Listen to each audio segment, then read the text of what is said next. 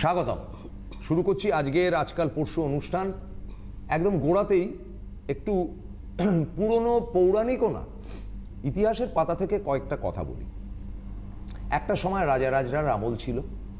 সেই রাজা রাজরার আমলে একদল মানুষ, সংখ্যায় তারা কম, তারা পুজো আর্চা করতেন, তারা বিধান দিতেন, তারা দরকার হলে ওষুধ পথ্যাদি দিতেন, নিধান দিতেন, এবং শিক্ষার যে ব্যাপারটা ছিল অর্থাৎ পড়াশুনো, তাদের কাছেই কিন্তু মানে রাজার ছেলে বলুন, সেনাপতির ছেলে বলুন, তার কাছে শিক্ষা নিতে যেত।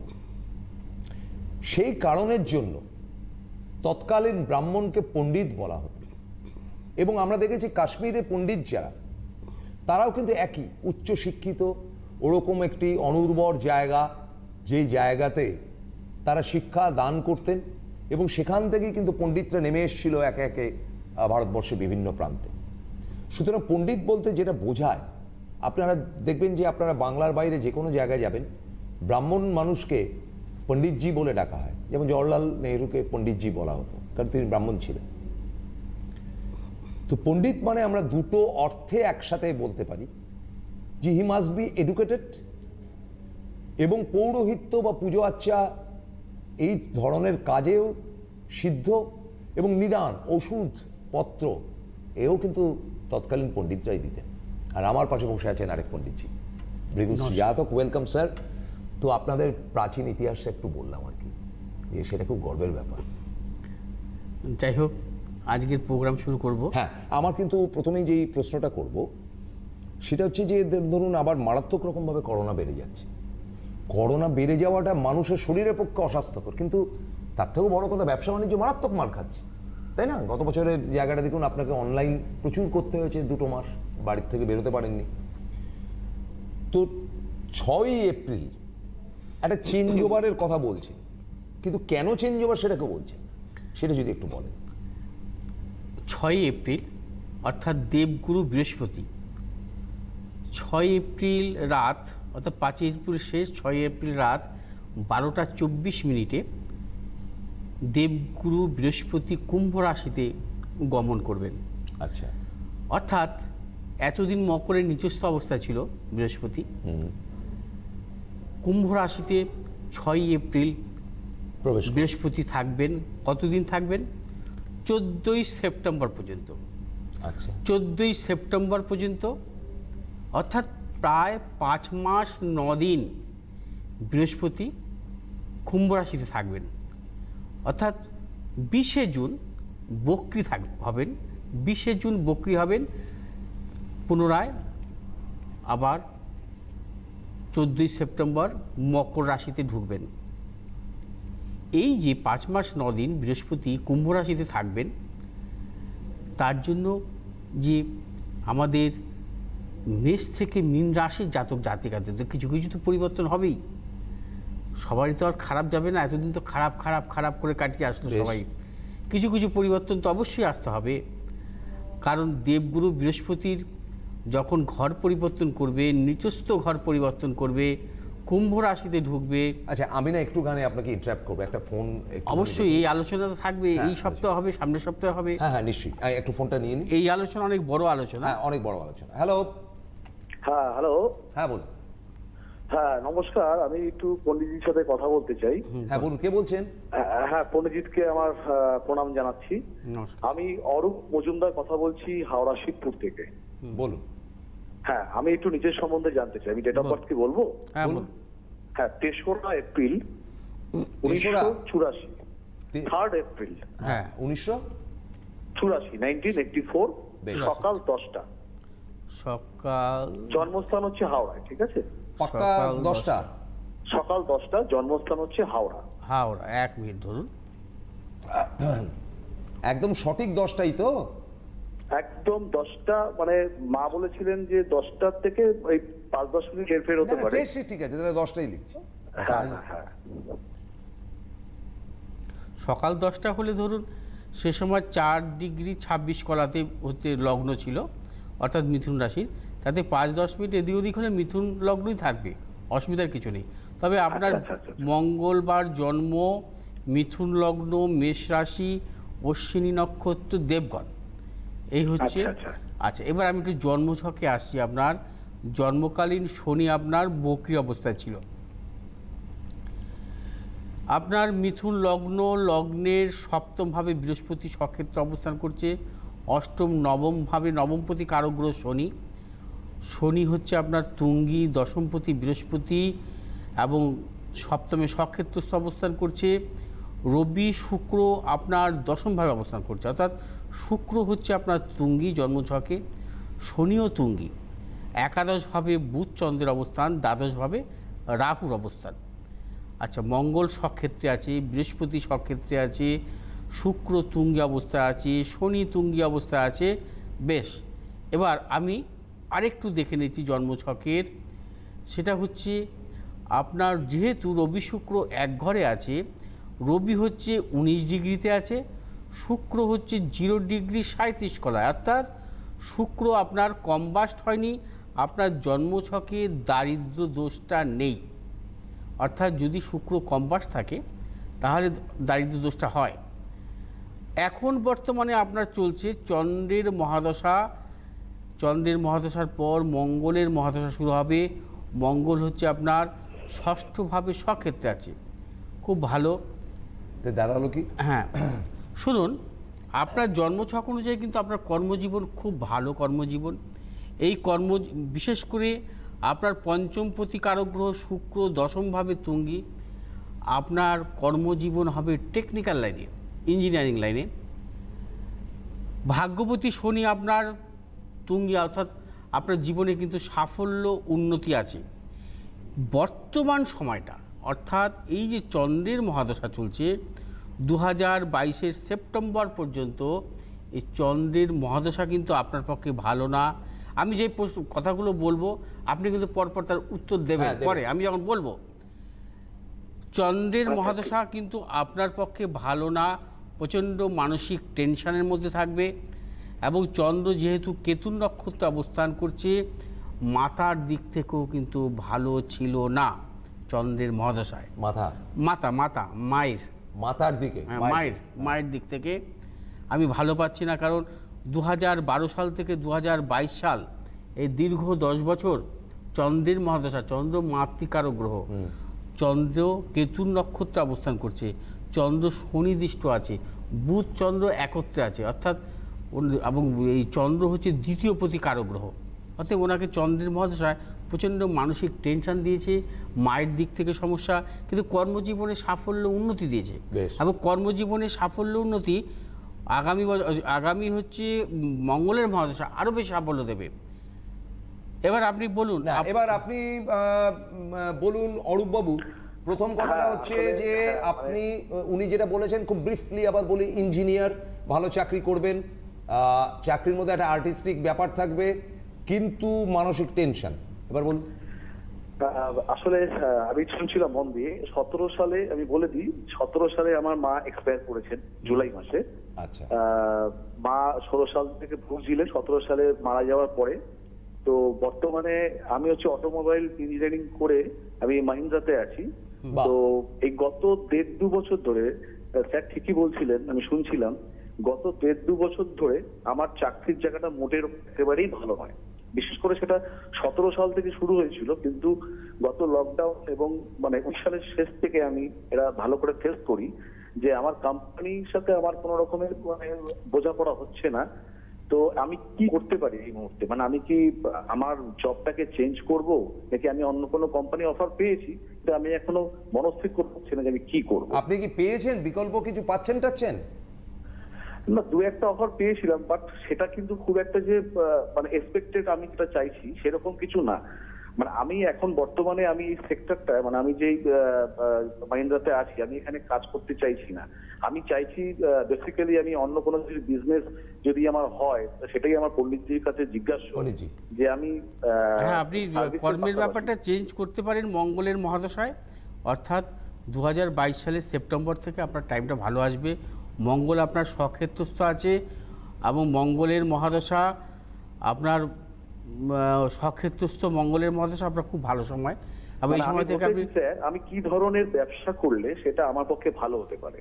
ব্যবসা করতে চাইছেন? ব্যবসা আপনি টেকনিক্যাল লাইনই করবেন, যেহেতু আপনার দশমভাবে শুক্রের অবস্থান, দশম ভাব অটোমোবাইলের স্পেয়ার পার্টসের হ্যাঁ বিজনেস হ্যাঁ করতে পারেন? হ্যাঁ, সেটা করতে পারে। আপনার মানে ব্যবসার দিক থেকে যে আপনার সাফল্য আসবে তা নয়, কারণ ব্যবসা আপনি অবশ্যই করতে পারেন, কারণ আপনার লকডাউনে কিন্তু পণ্ডিতজি অটোমোবাইল সেক্টরটা বুমিং ছিল, মানে খুব ভালো ব্যবসা করেছে, প্রচুর 2 হুইলার 4 হুইলার বিক্রি হয়েছে।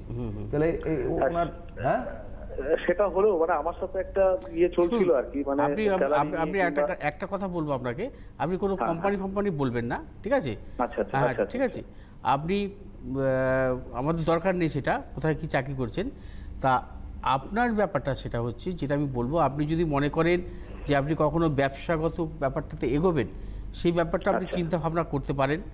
কারণ আপনার জন্মছক অনুযায়ী যেহেতু আপনার টেকনিক্যাল লাইনের জ্ঞান যথেষ্ট আছে, কারণ শুক্র আপনার কর্মস্থানে অবস্থান করছে, তার পাশাপাশি হচ্ছে আপনার একাদশভাবে বুধের অবস্থান এবং ভাগ্যপতি কারক গ্রহ, চতুর্থপতি কারক গ্রহের যেহেতু মানে রাজযোগ অবস্থায় আছে জন্মছকে, সেক্ষেত্রে আপনি চিন্তাভাবনা করতে পারেন 2022-এর সেপ্টেম্বরের পর থেকে আপনার কিন্তু কর্মজীবনের দিক থেকে চূড়ান্ত সাফল্য আছে।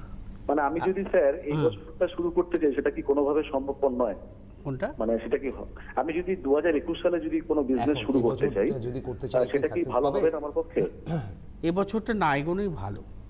এবছরটা করবেন না? এবছরটা না এগোনোই ভালো, কারণ 2021 সাল আপনার এই শুক্রের অন্তর্দশা থাকবে ঠিকই, কিন্তু আমি মনে করছি মঙ্গলের মহাদশা আপনার পক্ষে বেশি ভালো। মঙ্গল তো স্বক্ষেত্রস্থ আছে, মঙ্গলের মহাদশা আপনি চিন্তা ভাবনা করুন। হ্যাঁ, এই সময় একদমই এগোবেন না কোনো ব্যবসার দিক থেকে, ঠিক আছে? স্যার একটু আমাকে একটু ম্যারেজ লাইফটা একটু আপনি দেখে বলেন যে এটা কিরকম থাকবে। হ্যাঁ, কিটা? ম্যারেজ লাইফটা। ম্যারেজ লাইফটা, আচ্ছা আমি এই ব্যাপারে একটা ইন্টারেস্টিং প্রশ্ন করি পণ্ডিতজি। আপনি বলছেন শুক্র তুঙ্গস্থ, ফলে পুরুষালি আর সেক্সুয়ালি এই ব্যাপারগুলো তো শুক্রের মধ্যে থাকে। অবশ্যই। মানে পোটেনশিয়াল ম্যারেজ লাইফ কি হওয়া উচিত? একটা কথা কি জানেন তো, লগ্নের সপ্তমে যদি বৃহস্পতি স্বক্ষেত্রস্থ থাকে, তাহলে কিন্তু তার ম্যারেজ লাইফের দিক থেকে এমনি সমস্যা কম বেশি আসে। হ্যাঁ, যেহেতু বৃহস্পতি হচ্ছে ভাবপতি, যেহেতু বৃহস্পতির ট্রানজিটটা নিয়ে আলোচনা করছিলাম। বৃহস্পতি হচ্ছে আমাদের কর্ম, ভাগ্য, পুত্র কারক গ্রহ, এবং তার সাথে সাথে সেটা হচ্ছে বৃহস্পতির যদি শুভাবস্থা থাকে বিবাহ ঘটায়। মানে বৃহস্পতিকে আমরা বলি ব্রাহ্মণ কারক গ্রহ। আচ্ছা, অর্থাৎ বৃহস্পতি যদি শুভ অবস্থা থাকে, এই যে ট্রানজিটটা হবে কুম্ভ রাশিতে, বৃহস্পতি যে 6 এপ্রিল প্রবেশ করবে, কিছু কিছু রাশির পক্ষে তো ভীষণ ভালো দেবে, যাদের ম্যারেজের দিক থেকে এতদিন সমস্যা ছিল সেই দিক থেকেও কিন্তু সেটা সলভ হবে। এবং বৃহস্পতি হচ্ছে এমনই একটা গ্রহ, বৃহস্পতি হচ্ছে দাম্পত্য জীবনের দিক থেকে যেমন ভালো মন্দ কিন্তু নির্ভর করে বিবাহের ক্ষেত্রে। তো এর কি হবে? যেহেতু বৃহস্পতি ভাবপতি কারক গ্রহ স্বক্ষেত্র অবস্থান করছে, ম্যারেজ লাইফের দিক থেকে সমস্যা আসবে। আচ্ছা, এখানে একটা প্রশ্ন করি। শুক্র তুঙ্গস্থ, আজ অব্দি বহু নারী গমন যারা করেন তাদের শুক্র তুঙ্গস্থ থাকে, দেখা গেছে। হ্যাঁ, তো এনার কি সেরকম ধরনের কিছু ঘটনা ঘটার না, সেটা সেরকম ঘটনা নয়, কারণ শুক্র এখানে ডিগ্রিটা দেখতে হবে।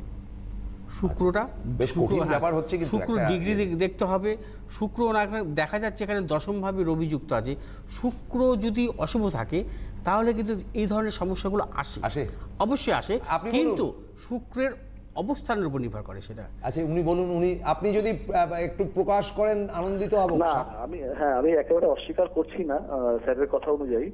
আর বিশেষ করে সমস্যাটা হচ্ছে যে আমার ওয়াইফের ক্ষেত্রে মানে এখনো কোনো ইস্যু হয়নি। হ্যাঁ, এটা একটা মারাত্মক সমস্যা, যেটা নিয়ে আর কি তো আমরা দুজনেই আর কি একটু আপসেট রয়েছি।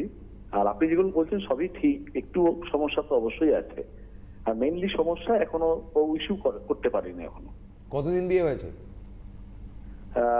2014 সালে হয়েছে বিয়ে। এই হলো ব্যাপার। আচ্ছা, যাই হোক, ওই যেটা বলবো সেটা হচ্ছে যেটা হচ্ছে চারিত্রিক ব্যাপার, যেটা নির্ভর করে, বা যেটা আফটার ম্যারেজের পর অনেকে প্রেমজ সংক্রান্ত ব্যাপারেও কিন্তু জড়িয়ে পড়ে, সেগুলো কিন্তু নির্ভর করে কিন্তু শুক্রের অবস্থানের উপর। শুক্রের যদি কখনো তুঙ্গি অবস্থা থাকে, সেই শুক্র যদি পাপগ্রহযুক্ত থাকে, তাহলে কিন্তু এগুলো কিন্তু ঘটনা ঘটায়। আমি অস্বীকার করছি না। শুক্র যদি তুঙ্গি অবস্থায় চন্দ্রযুক্ত হয়, শুক্র যদি নিচস্থ চন্দ্রযুক্ত হয়, শুক্র যদি দুস্থানগত রাহুযুক্ত হয়, তাহলে এই ধরনের সমস্যা আসবেই তার জীবনে, আসবেই। সন্তান ক্ষেত্রটা কি ভালো? হ্যাঁ, ঠিক হয়ে যাবে। ওই জায়গাটা কোনো অসুবিধার কিছু নেই, ওই জায়গাটা সম্পূর্ণভাবে ঠিক হবে। কঠিন আলোচনা করলাম পণ্ডিতজির সঙ্গে। অরূপ মজুমদারকে ধন্যবাদ, যে তার ফোনটা না আসলে এরকম জমিয়ে অনুষ্ঠান করতে পারতাম না, কারণ ইটস এ ভেরি টাফ, মানে বহু ব্যাপার যেগুলো সাধারণত জ্যোতিষ অনুষ্ঠানে আলোচিত হয় না, এমনও কিছু আলোচনা আমরা করলাম। ইট মে বি লিটল অ্যাডাল্ট, আর যা ফ্যাক্ট আমাকে তো করতে হবে, তাই তো? আচ্ছা, এবারে আমি আপনাকে একটা প্রশ্ন করি, তার আগে একটু বলে দিই, প্রত্যেক রবি এবং বুধ তিনি বারাসাত, ইলেকশন চলছে, ফলে কবে তিনি ফের বাইরে যাবেন আমরা জানিয়ে দেবো পরের অনুষ্ঠানে। গড়িয়াহাটে সোমবার, হাতিবাগানে মঙ্গলবার এবং বালিতে শুক্রবার। এছাড়া তার পুজো আর্চার ব্যাপার থাকে, তার নিজের মন্দির আছে। আপনার যখন যা দরকার অনলাইনেও কথা বলতে পারেন, সরাসরি আসতে পারেন। অনলাইনে কিন্তু তার প্রভূত বিস্তার, এবং বলা যেতে পারে যে ব্যস্ততম অনলাইনের অ্যাস্ট্রোলজার হিসেবে কিন্তু ভারতবর্ষে তার একটা খ্যাতি আছে, ভারতবর্ষে মাইন্ডেড, আমি কিন্তু পশ্চিমবঙ্গ বললাম না। স্যার, এখানে একটা প্রশ্ন আমার আছে। ধরুন কুম্ভ রাশি এবং লগ্ন, কুম্ভতে বৃহস্পতি এন্ড করছে, কুম্ভ রাশি এবং লগ্নের মানুষদের কি হবে? সেটা আমি আলোচনা আসবো, এখনই যদি বলে দিই তাহলে মুশকিল। আচ্ছা, সব রাশির ক্ষেত্রে আসবো। আসি। ঠিক আছে, একটা বোধহয় ফোন আছে বোধহয়, দেখুন তো। হ্যাঁ, হ্যালো। হ্যাঁ, প্রসূনবাবু নমস্কার। নমস্কার। হ্যাঁ, নমস্কার। আপনাকে অনেকদিন পর দেখলাম। আমার পণ্ডিতজিকে তো নমস্কার। পণ্ডিতজিকে তোমার মেয়েরা করেছিলাম, অনলাইনে প্রেডিকশন করেছিলাম। হ্যাঁ, আচ্ছা আচ্ছা। তো অনলাইনে প্রেডিকশন করে আপনি বলছিলেন যে মেয়ের রেজাল্ট ভালো হবে, ক্লাস 12 এর রেজাল্ট খুব ভালো হয়েছিল। আচ্ছা, বাহ। হ্যাঁ, এখন প্রেজেন্ট ও স্কুলের মধ্যে টপার হয়েছিল পরীক্ষাতে। বেশ বেশ বেশ বেশ, খুব ভালো। মিষ্টি কোথায়? মেডিকেলের কোচিং করতে। আমি আজকে ছেলে সম্বন্ধে একটু জানতে চাই। বেশ, আচ্ছা, বলুন আজকে কার জন্য? আমার ছেলের ডেট অফ বার্থ হচ্ছে 15 জুলাই 1990। টাইম বলুন। টাইম হচ্ছে দুপুর 12টা 28। এক মিনিট ধরুন না, স্থান হচ্ছে মুর্শিদাবাদ রঘুনাথগঞ্জ। 12টা 28 দিবা না? রঘুনাথ না, জঙ্গিপুর হসপিটাল আর কি। মুর্শিদাবাদ বললেন না? হ্যাঁ, মুর্শিদাবাদ রঘুনাথগঞ্জ জঙ্গিপুর হসপিটাল। আচ্ছা, কি পাওয়া যাচ্ছে? এক মিনিট।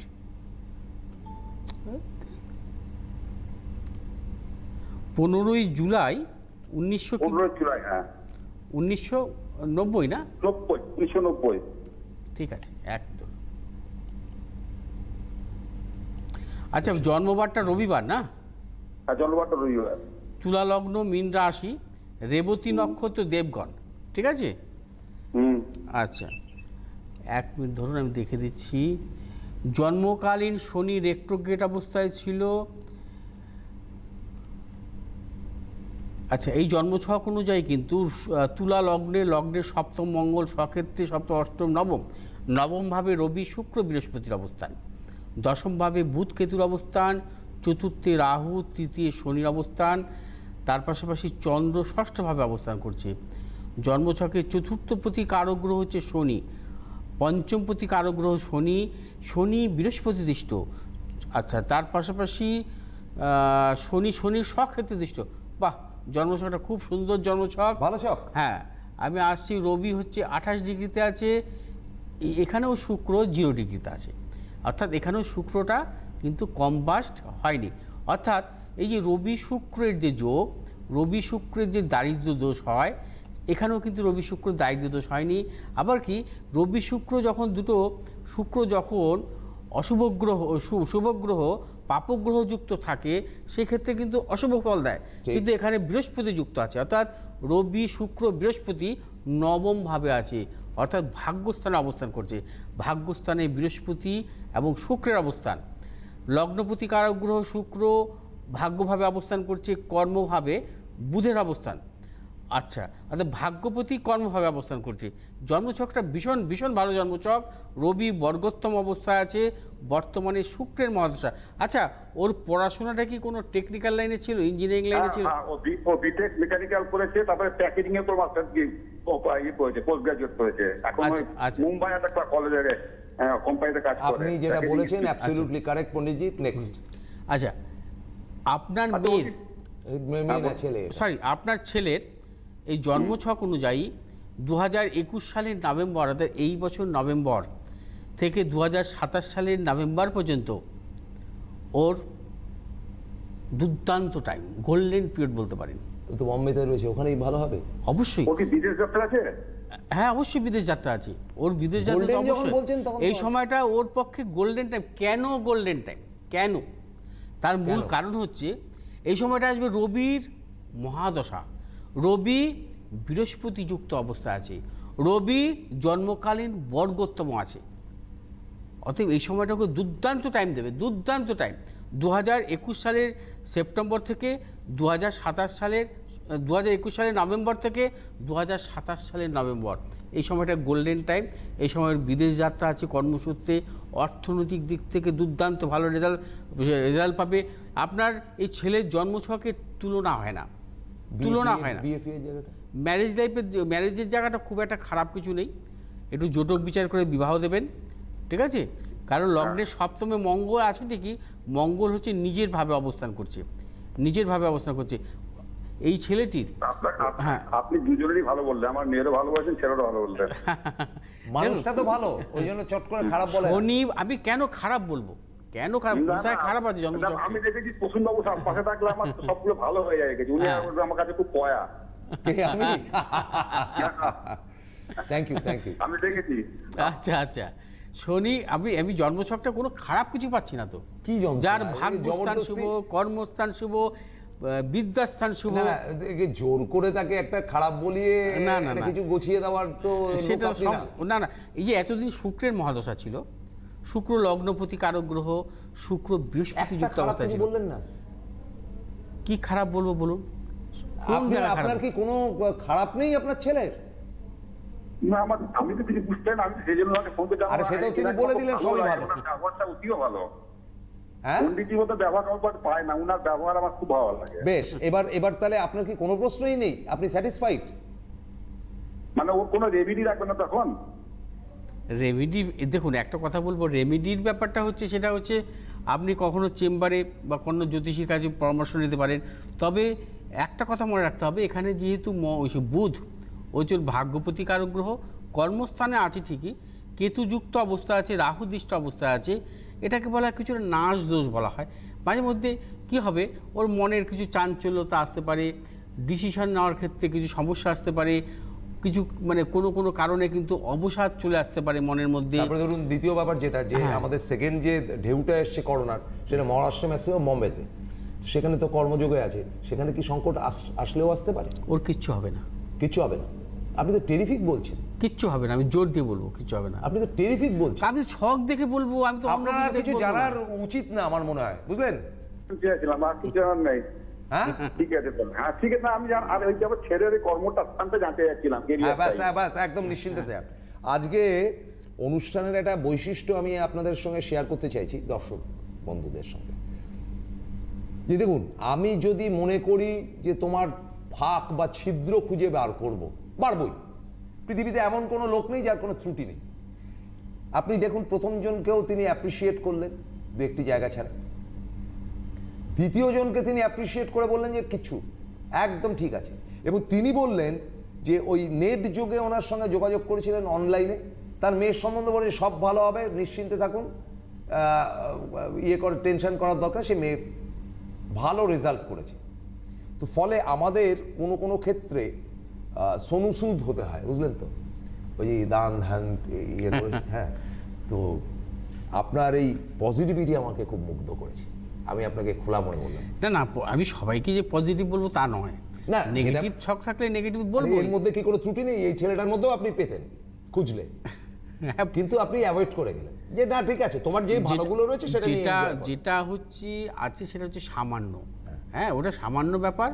ওটা ম্যাচুরিটি যখন আসবে, ছেলেটির বয়স কত, 30 বছর বয়স, একটু বেশি বয়সে ঠিক হয়ে যাবে এই জায়গাগুলো, ব্যাস। কোনো ভয়ের কিছু নেই। একেবারে শেষে বলি যে আমার বহু প্রশ্ন ছিল এবং আমি আপনাকে প্রশ্নটা করেছিলাম পার্টিকুলার একটি রাশি লগ্ন নিয়ে। রাশি নয়, লগ্নটি আমার নিজেরই। তো ঠিক আছে, পরের দিন আলোচনা অবশ্যই করা সমস্ত রাশির নিয়ে আমি আলোচনা করব ধাপে ধাপে, এবং মেষ থেকে মীন রাশি পর্যন্ত জাতক জাতিকাদের এই সময়টা কেমন থাকতে পারে বা কেমন হতে পারে অবশ্যই আলোচনা করব, এবং তাদের অর্থনৈতিক, তাদের শারীরিক এবং তাদের কর্মজীবন, সব এডুকেশান, পরপর সব কিছু নিয়ে আলোচনা করব এই সময়টাকে। অর্থাৎ আগামী সপ্তাহের জন্য ওয়েট করুন অবশ্যই। এছাড়া সকালে তো থাকছেনই, আজকের মতন শেষ করতে হচ্ছে। নিয়মিত আপনার অনুষ্ঠান তো থাকেই, নতুনত্ব তো কিছু নেই, আমরা নিয়মিতভাবে ফিরে আসবো। থ্যাংক ইউ ভেরি মাচ, ভালো থাকবেন।